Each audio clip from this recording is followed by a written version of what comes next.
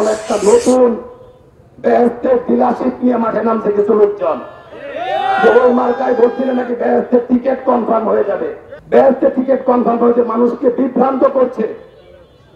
বিভ্রান্ত করছে। এই কারণে বলবো, বিএনপিকে কখনো দেখেছেন যে ইসলামের বিপক্ষে কোনো কথা বলতে? তাহলে বিএনপি কি ইসলামের বাইরের দল, মুসলমানের বাইরের দল? এটার কারণ আছে, কারণ আমাদের মূল আদর্শ কি?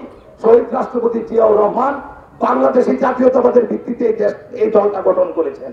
আর বাংলাদেশী জাতীয়তাবাদ কি?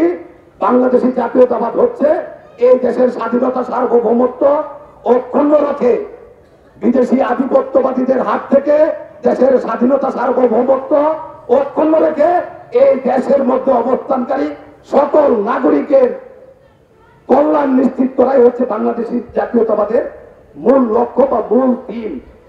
তাহলে এই দেশের অধিকাংশ লোকজন, আমরা যেখানে মুসলমান, যদি বাংলাদেশী জাতীয়তাবাদের মূল ধারণা হয় এটা, তাহলে এই দেশের জনগণ যেহেতু 90% মুসলমান, তাহলে আমরা কার অধিকার, কার কল্যাণ নিশ্চিত করব? 90% মুসলমানের কল্যাণ নিশ্চিত হচ্ছে না। তো মুসলমানের কল্যাণ যদি নিশ্চিত হয়, তাহলে কি আমরা ইসলামের বাইরের দল হলাম?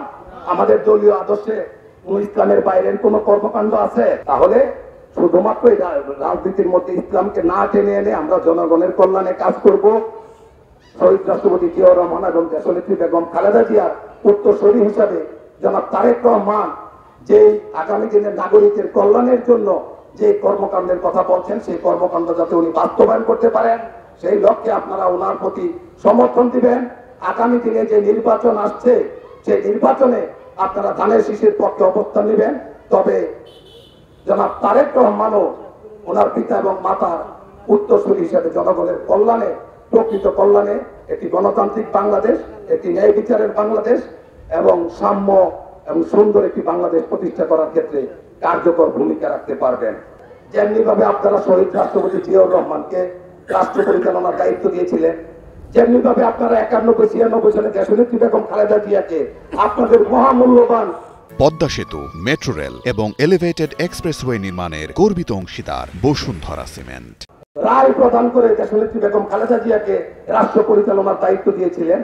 এই জন্য উনি যেমন নারীদের দ্বাদশ শ্রেণী পর্যন্ত অবৈতনিক শিক্ষা ব্যবস্থা চালু করেছিলেন। আজকে প্রাইমারি স্কুলগুলিতে গেলে দেখা যায় প্রায় অধিকাংশ শিক্ষিকাই হচ্ছে নারী। এটার অবদান কিন্তু দেশনেত্রী বেগম খালেদা জিয়া বিনামূল্যে দ্বাদশ শ্রেণী পর্যন্ত নারীদের শিক্ষা ব্যবস্থা চালু করেছিলেন। উনি কিন্তু 5,000 টাকা পর্যন্ত কৃষি ঋণ মওকুফ করেছিলেন, 25 বিঘা জমির খাজনা মওকুফ করেছিলেন। উনি কিন্তু সন্ত্রাসের বিরুদ্ধে র্যাব গঠন করে সন্ত্রাসীদের কাপড় চোপড় নষ্ট করে দিয়েছিলেন। 2001 থেকে 6 পর্যন্ত র্যাবের নাম শুনলে সন্ত্রাসীরা কিন্তু কাপড় নষ্ট হয়ে যেত। আপনারা যারা মুরব্বী তারা জানেন। সেই র্যাবকে আজকে রাজনৈতিক ভাবে বিগত ফ্যাসিস্ট হাসিনা রাজনৈতিক ভাবে ব্যবহার করে সেই র্যাব এখন ওই নখ ছাড়া দাঁত ছাড়া বাঘের মতো খালি ড্রেসটা আছে, কিন্তু তাদের সেই ভূমিকা, সমাজের জন্য সেই কার্যকর ভূমিকা তারা পালন করতে পারছেন না। তাহলে তারেক রহমান যে পরিকল্পনা নিয়ে আগাচ্ছেন, শহীদ রাষ্ট্রপতি জিয়াউর রহমান এবং দেশনেত্রী বেগম খালেদা জিয়ার উত্তরসূরি হিসাবে আমরা যদি আগামী দিনে ওনাকে সমর্থন করে রাষ্ট্র পরিচালনার দায়িত্ব দেই, তবেই না উনি এটা বাস্তবায়ন করতে পারবেন।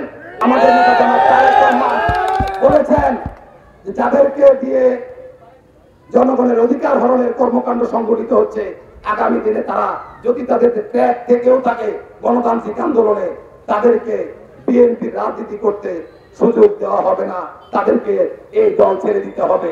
আমি নিশ্চিতভাবে বলতে পারি, আগামী দিনে সজ্জন ব্যক্তিদেরকে, যাদেরকে দিয়ে জনগণের অধিকার রক্ষা করে 31 দফার বাস্তবায়ন সম্ভব, তাদেরকে নিয়েই এই বিএনপি আগামী দিনের পথ চলবে।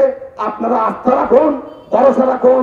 আমাদের নেতা জনাব তারেক রহমান, শহীদ রাষ্ট্রপতি জিয়াউর রহমান এবং দেশনেত্রী বেগম খালেদা জিয়ার উত্তরসূরি হিসাবে একটি প্রকৃত গণতান্ত্রিক বাংলাদেশ, ন্যায় বিচারের বাংলাদেশ, জনগণের জন্য কল্যাণের বাংলাদেশ প্রতিষ্ঠার যে স্বপ্ন দেখছেন, সেই স্বপ্নে আপনারাও ওনাকে সমর্থন দিয়ে ওনার পাশে থাকুন, ওনাকে রাষ্ট্র পরিচালনার সুযোগ তৈরি করে দেন।